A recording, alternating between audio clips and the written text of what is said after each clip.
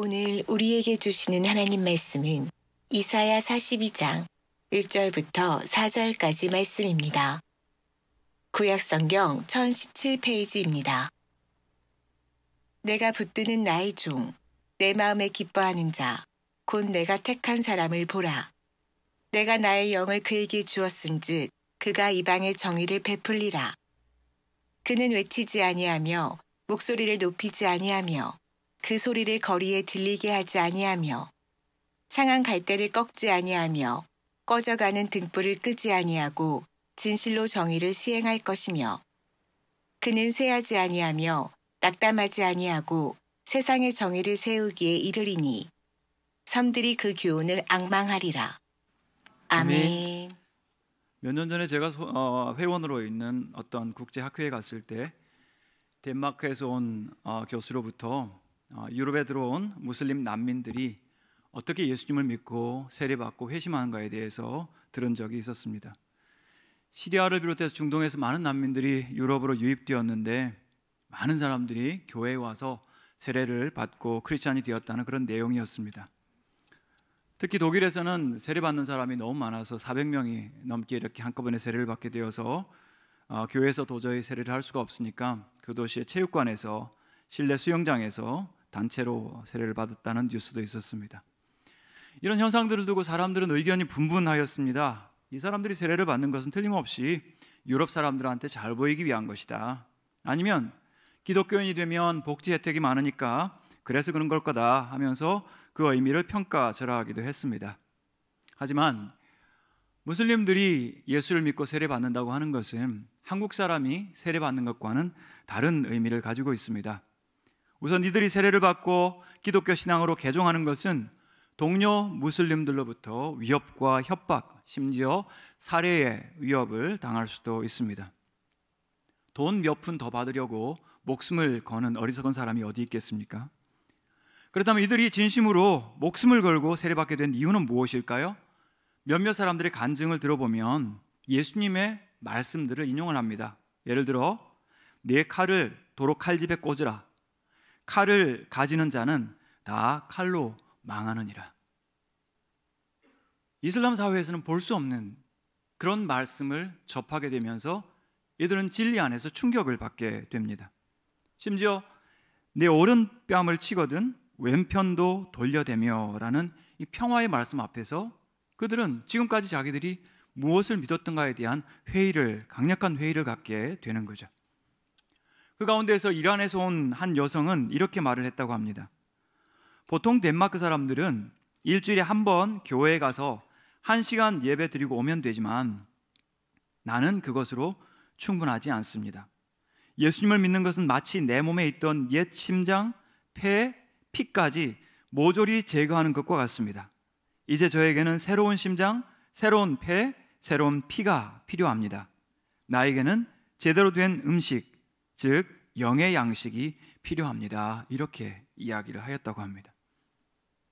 얼마 전에 우리 고려신학대학원에서 공부하는 신학생들 가운데 베트남, 캄보디아, 필리핀, 우즈베키스탄에서 온 유학생들과 식사할 기회가 있었습니다. 어떤 사람은 유학으로, 어떤 사람은 돈 벌기 위해서 한국에 왔다가 이들이 예수님을 만나고 심지어는 그들 가운데는 가족이 무슬림이어서 협박과 위협을 당하고 있지만 그런 가운데서도 예수께서 복음이시고 진리이시고 생명이신 것을 믿게 되면서 내가 신학을 공부해서 돌아가서 나의 가족들과 그리고 나의 이웃들에게 이 복음을 증거하겠습니다 라는 그 각오로 지금 공부하고 있는 학생들입니다.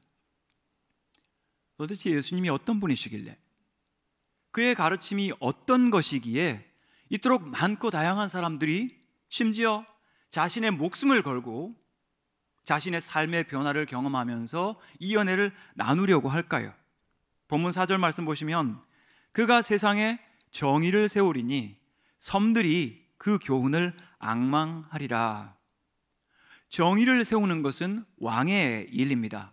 그래서 옛날에 왕들은 항상 백성들을 재판하는 사람들이었죠.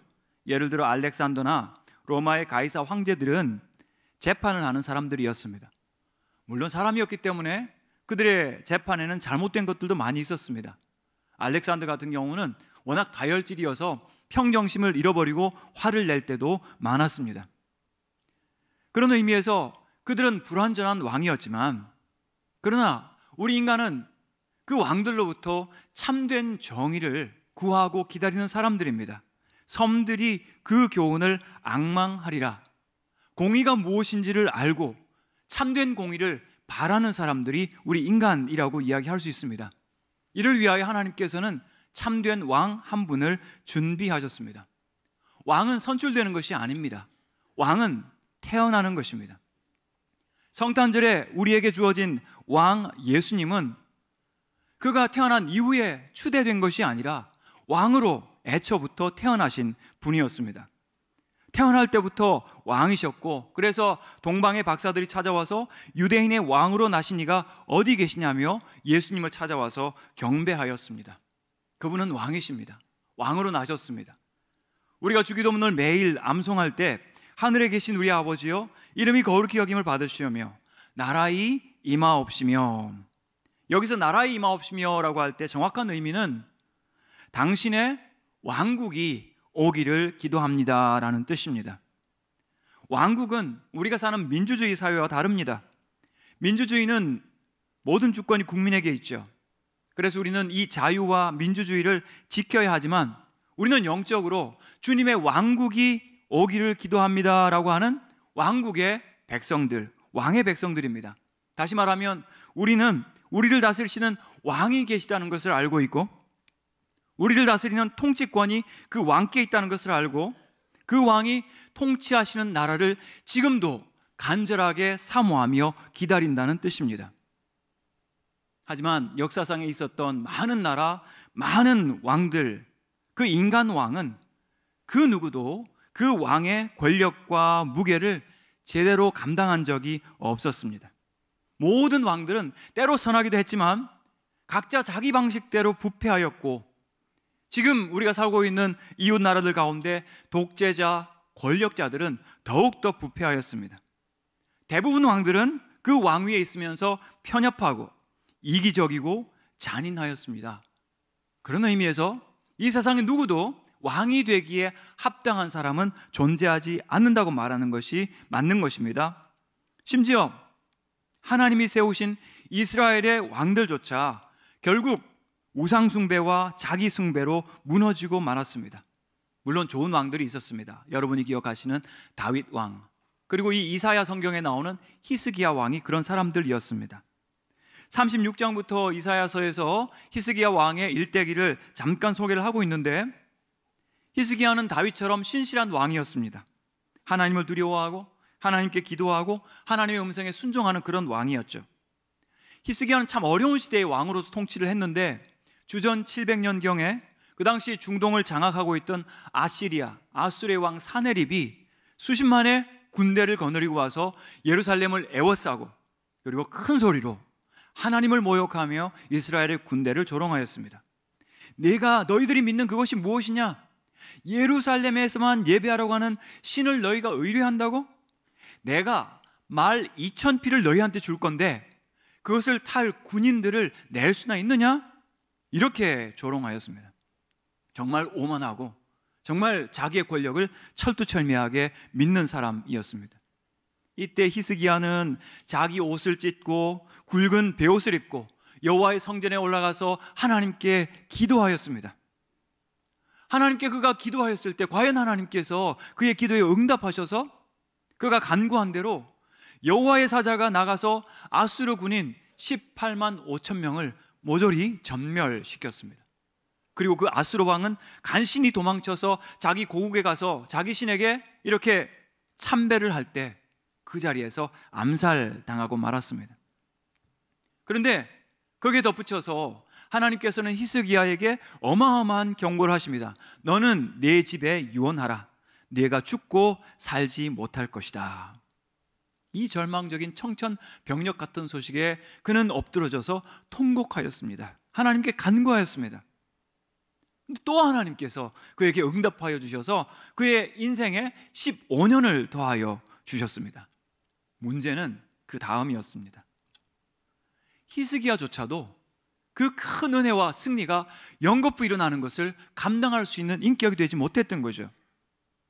15년이나 그렇게 생애를 연장받았는데 그 순간 그의 마음은 높아졌습니다. 그 아시리아를 견제하면서 막 자라기 시작하는 바벨론 왕국의 왕이 히스기야가 병에 걸렸다가 나았다는 소식을 듣고 그것을 축하하기 위해서 사절단을 보내고 편지와 예물을 보냈습니다. 히스기야가 너무 흥분하였습니다. 너무 기쁜 나머지 그 사절단에게 자기 궁궐에 있는 보물창고와 무기고를 다 열어서 보여주면서 자랑하였습니다. 이사야가 깜짝 놀라서 어떻게 되었습니까? 물어보았더니 안 보여준 것이 하나도 없습니다. 그때 이사야 선지자가 책망합니다. 내 집의 모든 소유와 내 조상들이 쌓아둔 것이 모두 바벨론에 빼앗길 것이고 너의 자손들도 잡혀가서 거기서 환관이 되리라. 여러분, 축구 대표팀이 언제 가장 위험한지 아십니까? 연거푸 승리할 때입니다. 게임을 계속해서 이기다 보면 마음이 높아지게 되어 있고 전능감을 느끼면서, 거짓 전능감을 느끼면서 야, 우리는 대단한 존재야. 팬들의 열광적인 환호에 힘입어서 더욱더 마음이 교만해지고 방심하게 됩니다. 그런 의미에서 우리 인간은 솔직하게 이 작은 성취 하나, 작은 성공 하나, 작은 칭찬 하나도 감당할 능력이 없는 취약한 존재들입니다. 순식간에 우리의 마음이 교만해지기 때문이고 그것을 자랑하고 싶기 때문입니다. 우리 영적으로 언제 가장 위험할까요? 연이은 성과와 성공을 거두었을 때, 심지어 히스기야처럼 연거푸 하나님의 응답을 받았을 때, 일들이 잘 풀릴 때 마치 이 세상에서 나의 뜻이 이루어지는 것처럼 우리의 마음은 높아지게 되어 있고 교만하게 되어 있고 내가 마치 내 인생의 왕이 된 것처럼 느끼게 되어 있기 때문에, 그렇다면 하나님 앞에서 우리 자신들조차도, 우리 삶의 대해조차도 우리는 왕이 될 자격이 없는 사람들입니다. 우리 자신을 신뢰하기가 힘들기 때문입니다. 그런 의미에서 저와 여러분, 우리 모두에게는 왕이 필요합니다. 참되고 진실하신 왕이 필요합니다. 이 세상을 공의로 다스리실 사랑과 인자가 풍부한, 풍성한 왕이 필요한 것이죠. 히스기야 왕은 잠깐의 성공과 응답에 연이어서 하나님께 영광 돌리지 않고 자기 기분에 취하였습니다. 자랑하고 싶은 마음이 가득해서 어떤 일이 생길지 알지 못하는 그들에게 자신의 모든 보물창고를 다 보여주었습니다. 거기다 덧붙여서 하나님이 이렇게 책망하시는데 그의 반응이 정말 왕으로서 안타깝고 아쉽습니다. 39장 8절 보니까 히스기야가 이사야에게 이르되 당신이 이른 바 여호와의 말씀이 좋소이다 하고 또 이르되 내 생전에는 평안과 견고함이 있으리이다 하니라. 한편으로는 하나님의 책망을 받는 겸손한 모습이 있는 것 같은데 다른 한편으로는 굉장히 이기적인, 자기중심적인 왕의 면모를 보이고 있습니다. 그나마 자신의 조상이었던 다윗 왕은 나단 선지자가 책망하였을 때 내가 죄를 범하였나이다 그 자리에서 회개하였는데, 히스기야는 회개에 소극적이었을 뿐만 아니라 무엇보다 자기 자손들이 잡혀갈 것이고 조상들로부터 내려온 것들이 다 빼앗긴다고 하는데도 내 생전에는 평안하고 괜찮다니 다행입니다. 이게 신실한 왕의 한계였습니다. 우리 인간은 고통을 겪어가는 것도 힘들지만 우리에게 주어진 권력과 성공을 감당할 힘도 모자라다고 할 수 있겠습니다. 우리가 성탄절을 기다릴 때 우리는 왕을 기다립니다. 물론 왕이신 예수님께서는 이미 이 땅에 탄생하셨습니다. 그러나 그분은 다시 오실 왕이시고 영원히 우리가 살아갈 천국을 통치하실 우주의 왕이십니다. 그 왕의 자격을 오늘 함께 생각하려고 하는데, 오늘 말씀을 통해서 세 가지 복종과 절제와 정의에 대하여 생각하려고 합니다. 첫 번째, 우리 왕의 자격은 복종하는 왕, 종이셔야 합니다. 1절 말씀 우리 함께 봉독하도록 하겠습니다. 내가 붙드는 나의 종, 내 마음에 기뻐하는 자, 곧 내가 택한 사람을 보라. 내가 나의 영을 그에게 주었은즉 그가 이방에 정의를 베풀리라. 아멘. 하나님께서 우리에게 왕을 보내시는데 그 왕의 첫 번째 이름이 나의 종이라고 말씀을 하고 있습니다. 그리고 하나님께서 기뻐하시고 하나님께서 택한 자라고 하면서 그를 자랑스럽게 소개하고 계신 것을 볼 수 있습니다. 다윗은 하나님 마음에 합한 사람이라는 그런 평가를 받았죠. 히스기야도 하나님께 신실하게 순종하는 사람이었습니다. 하지만 그들은 온전한 기쁨이 되지 못하였습니다. 다윗은 잘못된 일로 말미암아 하나님의 말씀을 업신여겼다는 책망을 받았고, 히스기야는 우리가 본 것처럼 병든 자기애에 가득해서 자기 자신을 너무나 뿌듯하게 여겼던 그런 죄를 범하였습니다. 하지만 하나님께서 우리에게 보내시는 왕은 하나님께서 붙드시는, 하나님께서 사랑하시고 자랑스러워하시는 온전하고 완전한 하나님이 붙드시는 하나님의 종이었습니다. 진짜 왕은 종이어야 합니다. 이것은 모순된 표현이지만 참된 왕은 종이어야 합니다. 누구를 위한 종입니까? 첫 번째는 하나님의 종이죠. 우주 만물을 창조하시고 역사를 운행하시는 하나님 앞에 그 왕은 종이어야 합니다. 어디까지, 언제까지 종이어야 될까요? 죽기까지 복종하는 종이셔야 합니다. 빌립보서 2장 6절에서 8절 우리 같이 예수님에 대한 이야기를 읽어보도록 하겠습니다. 그는 근본 하나님의 본체시나 동등됨을 취할 것으로 여기지 아니하시고 오히려 자기를 비워 종의 형체를 가지사 사람들과 같이 되셨고 사람의 모양으로 나타나사 자기를 낮추시고 죽기까지 복종하셨으니 곧 십자가에 죽으심이라. 아멘. 스스로 종의 형체를 가지시고 하나님과 동등되신 분이지만 종의 형체를 가지시고 자기를 낮추시고 죽기까지 복종하신 그분이 하나님께서 우리에게 보내신 겸손한 왕이십니다. 또한 그 왕은 백성들을 섬기는 백성들의 종이십니다.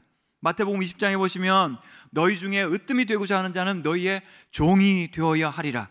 인자가 온 것은 섬김을 받으려 함이 아니라 도리어 섬기려 하고 자기 목숨을 많은 사람의 대속물로 주려 함이니라. 이 땅에 주님께서 왕으로 오신 것은 우리 위하여 자신의 소중한 생명까지 내려놓으시기 위하여 참으로 종된 그분이 우리의 왕이십니다. 우리를 사랑하셔서 생명까지 주셨기 때문에 우리는 그의 백성으로서 이제는 우리 차례입니다. 그분을 사랑하여 우리의 생명까지도 그분을 위하여 바칠 수 있어야 합니다. 왕에게는 오직 두 가지 종류의 백성들만 존재합니다.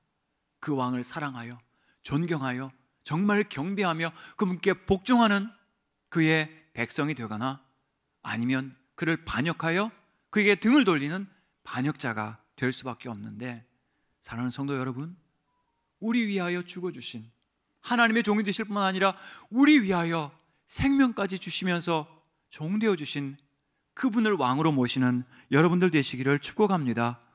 이러므로 하나님이 그를 지극히 높여 모든 이름 위에 뛰어난 이름을 주사 하늘에 있는 자들과 땅에 있는 자들과 땅 아래 있는 모든 자들로 무릎을 예수의 이름에 꿇게 하셨습니다.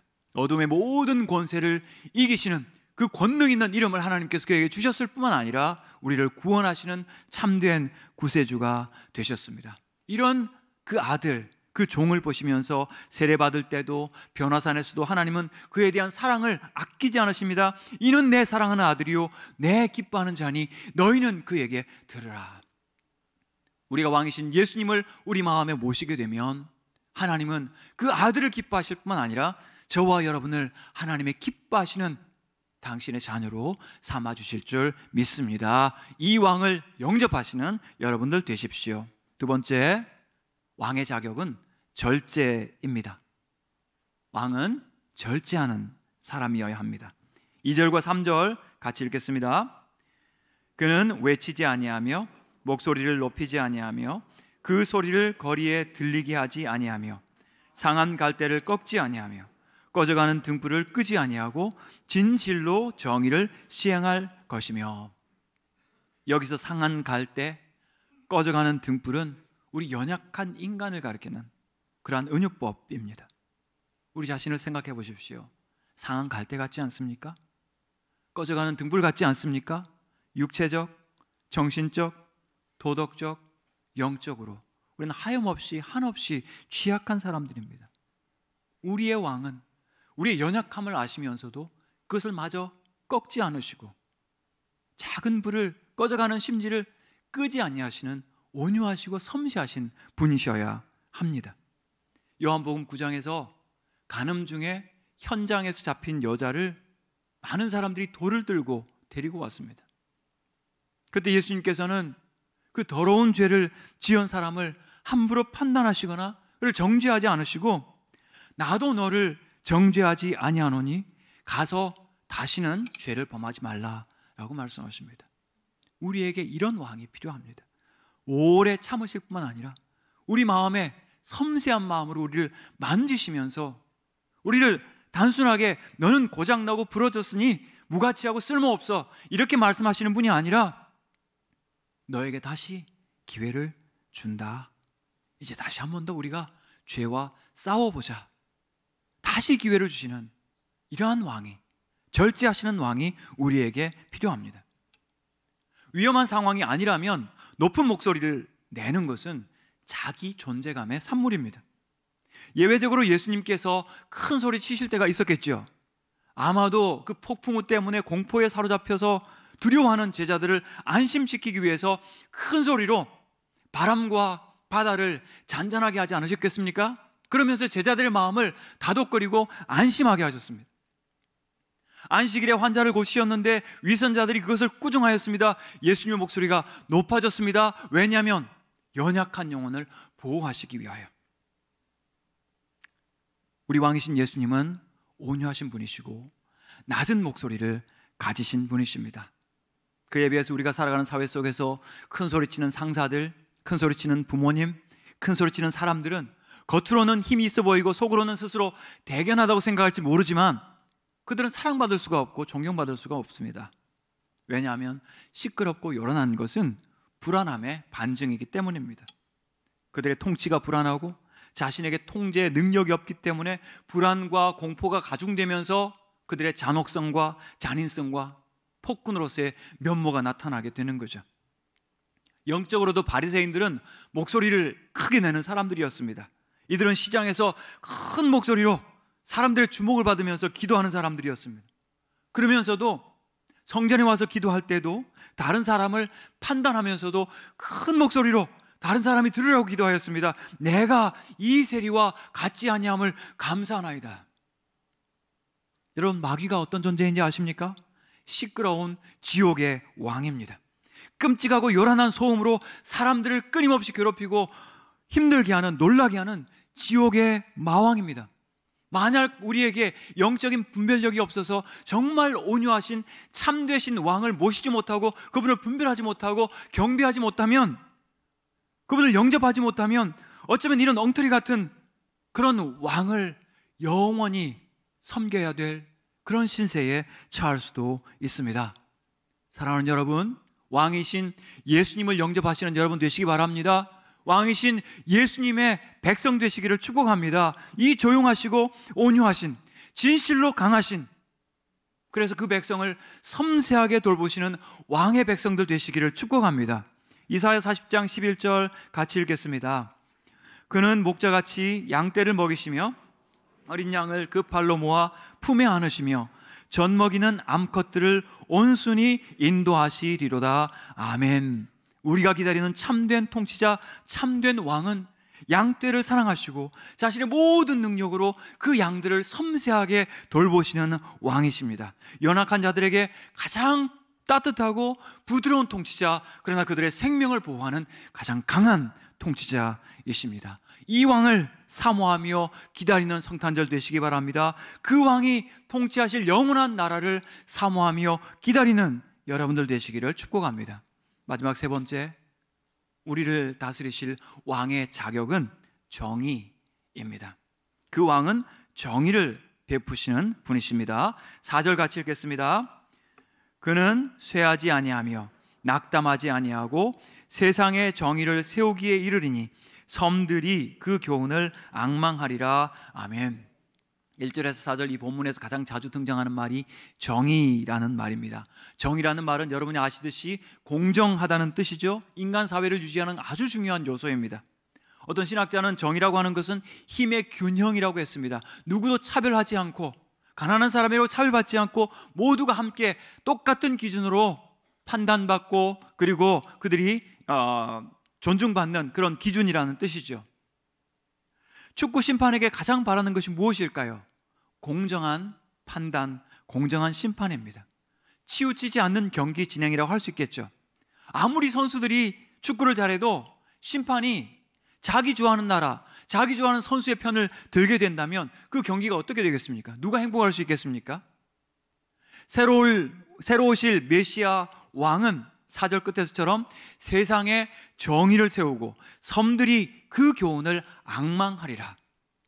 우리 인간은 단순히 먹고 사는 문제에만 집착한 존재가 아니라 정말 정의롭고 공정한 교훈과 그 교훈을 베푸는 왕을 기다리고 사모하는 사람들입니다.